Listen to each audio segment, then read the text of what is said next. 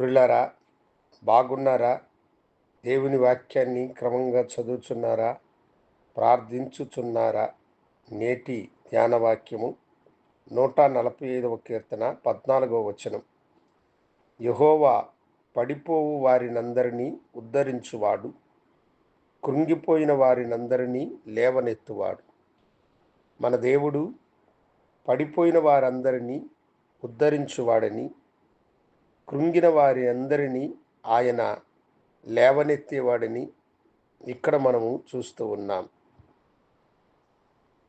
నిజముగా ఆత్మీయ జీవితంలో పడిపోయిన వారు అనేకులు దేవుడు తమను మరలా రక్షణ అనుగ్రహించి తన హక్కున చేర్చుకుంటాడో లేదో అని సంశయముతో దేవునికి దూరమవుతూ ఉంటారు. అయ్యో, నేను ఇంతకు మునుపు దేవునికి ఎంతో నమ్మకముగా మంచివానిగా జీవించినాను. అయితే ఇప్పుడు నేను పాడైపోయి సాతానుని చేతిలో చిక్కుకొని ఆయనకు దూరమైనాను అని వేదన పడేటువంటి వారు ఎందరో ఉంటూ ఉంటారు.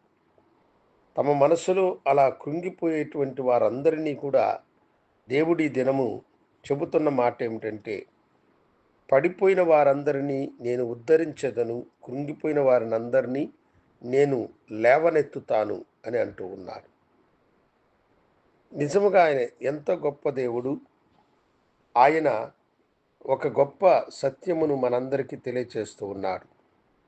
నీవు నా సృష్టి అయినటువంటి వాడవు. నేను నిన్ను ప్రేమించి నీ కొరకు నా ప్రాణం పెట్టిన దేవుడను. నీవు నాకు దూరమైపోయినా నేను నీకు సమీపముగానే ఉన్నాను. నాకు దగ్గరగా రా, నేను నిన్ను హక్కున చేర్చుకొని నిన్ను ఆశీర్వదించువాడను అని చెబుతూ ఉన్నాడు. తప్పిపోయిన గొర్రె యొక్క ఉపమానములో దానిని మనము గమనించవచ్చు. ఒకనికి 100 గొర్రెలున్నాయి. అనుదినము వాటిని లెక్కించి వాటిని సంరక్షించి పోషించు వాడైన ఆయన ఆ రోజు ఆ గొర్రెలను లెక్కబెడితే 100 గొర్రెలలో ఒక గొర్రె కనిపించలేదు. 99 ఉన్నాయి కదా, ఒక్కటి పోతే పోయిందిలే, అది ఎప్పుడు మాట విననిది, అది దారి తప్పిపోయేది అని ఆ యజమానుడు అనుకోలేదు.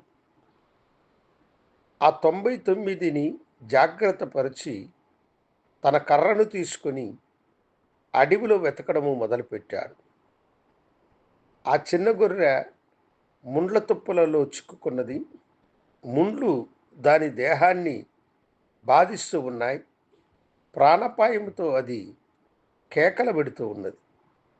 దాని స్వరమును విన్నటువంటి ఆయన అక్కడికి వెళ్ళి ఆ ముండ్లను తప్పించి తన చేతులతో జాగ్రత్తగా ఆ గొర్రెను తీసుకొని తన భుజమును మీద పెట్టుకొని దొడ్డిలోనికి దాన్ని తీసుకొని వచ్చినాడు.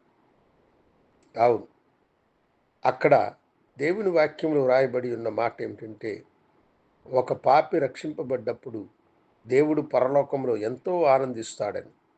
అవును, దేవునికి దూరముగా మీరు తొలగిపోయిన ఆయన ప్రేమ మిమ్మల్ని వెతుక్కుంటూ వస్తున్నది. ఎందుకంటే అది కల్వరి ప్రేమ, నీ కొరకై ప్రాణమునిచ్చిన ప్రేమ, రక్తము చిందించిన ప్రేమ.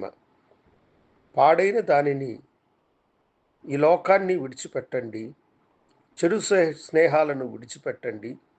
దేవుని ప్రేమకు మరలా మీరు దగ్గరకు వస్తే తన 2 చేతులను చాపిన ప్రభు మిమ్మలను తన హక్కున చేర్చుకొని ఉన్నత స్థానమునిచ్చి మిమ్మలను ఆశీర్వదించువాడు. అలా తప్పిపోయి కృంగిపోయిన వారు ఎవరైనా ఉంటే నాతో కూడా చేరి ప్రార్థించండి. నేను మీకోసం ప్రార్థన చేస్తున్నాను. గనుడా, నీ బిడ్డలు తమ మనస్సులో వేదన పడి కృంగి ఉన్నారు. వారికి ఆదరణను, కృపను మీరు అనుగ్రహించి ఆశీర్వదించుకుని నీ దివ్యకరములకు నీ బిడ్డలను సమర్పించుకుంటూ యేసు నామమున అడిగి వేడుకొంచున్నాము తండ్రి. ఆమేన్. శుభోదయం. ప్రభు మిమ్మల్ని దీవించునుగాక. ఆమేన్.